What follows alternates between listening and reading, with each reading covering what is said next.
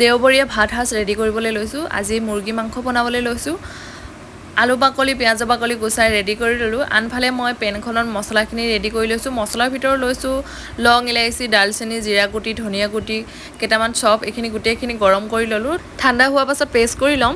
এইফালে মই কেৰাহীখন পাতি দিলোঁ, তেল দি দিলোঁ। তেলখিনি গৰম হোৱাৰ লগে লগে দুখিলা তেজপাত সৰু সৰুকৈ কাটি থোৱা পিঁয়াজখিনি তাতে দি পিনি এইখিনি অকণমান সময় গল্ডেন ব্ৰাউন হোৱালৈকে মই ফ্ৰাই কৰি থাকিম।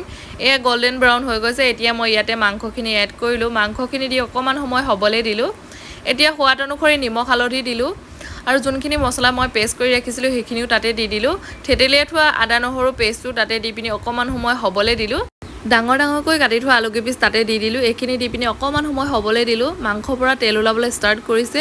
ইয়াতে মই এতিয়া গৰম পানী দি দিলোঁ। উতল আহিয়ে গৈছে। ঘৰৰে কেইজোপামান ধনিয়া আছিলে তাৰে দুখিলামান দি দিলোঁ আৰু এই মাংস ৰেডি হৈ গ'ল। আশা কৰিছোঁ ভিডিঅ'টো চাই ভাল পালে। প্ৰথমবাৰলৈ চাই আছে যদি ফ'ল' এণ্ড ছাবস্ক্ৰাইব কৰি থৈ